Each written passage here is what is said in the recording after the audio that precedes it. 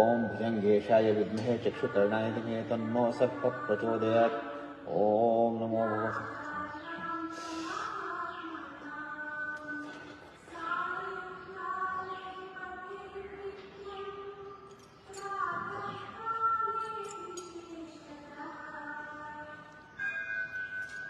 ಎಲ್ಲ ನಮ್ಮ ಭಕ್ತಾದಿಗಳಿಗೆ ನಾಗರ ಪಂಚಮಿಯ ಶುಭಾಶಯಗಳು.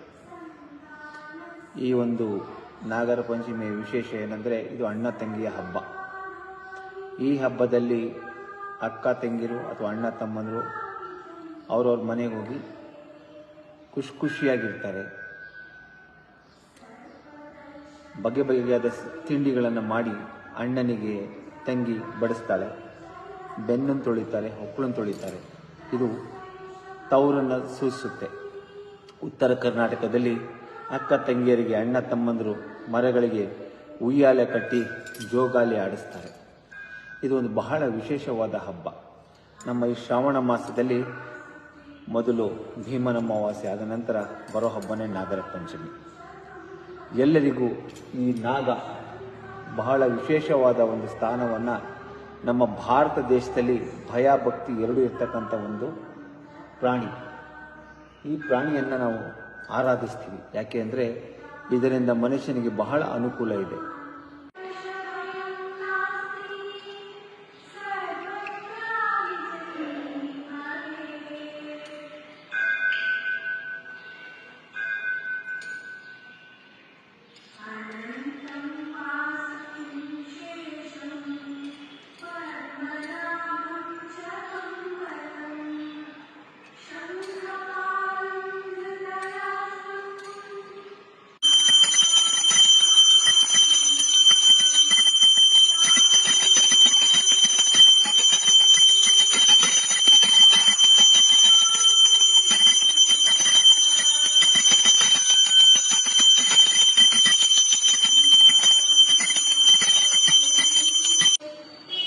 ಸರ್ವರಿಗೂ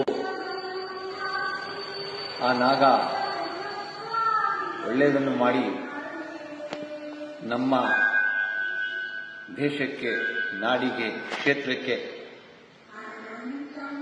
ಹೆಚ್ಚಿನ ಜನರಿಗೆ ಆರೋಗ್ಯ ನೆಮ್ಮದಿ ಕೊಟ್ಟು, ಆಹಾರದ ಕೊರತೆ ಇಲ್ಲದೆ ಯಾವ ನಮ್ಮ ದೇಶಕ್ಕೆ ದುಷ್ಟಶಕ್ತಿಯ ಅಟ್ಟಹಾಸ ಬೀರದಿರಲಿ ಅಂತ ಕೇಳ್ಕೊತಾ, ಜೊತೆಗೆ ನಮ್ಮ ರೈತರಿಗೆ, ನಾಡಿನ ನಮ್ಮ ಸೈನಿಕರಿಗೆ, ಎಲ್ಲರಿಗೂ ಭಗವಂತ ಎಲ್ಲ ಜನರಿಗೂ ಒಳ್ಳೆಯದು ಮಾಡಲಿ ಅಂತ ಈ ನಾಗರ ಪಂಚಮಿಯ ಪರವಾಗಿ ಆ ದೇವರಲ್ಲಿ ನಾನು ಕೇಳಿಕೊಳ್ತೇನೆ.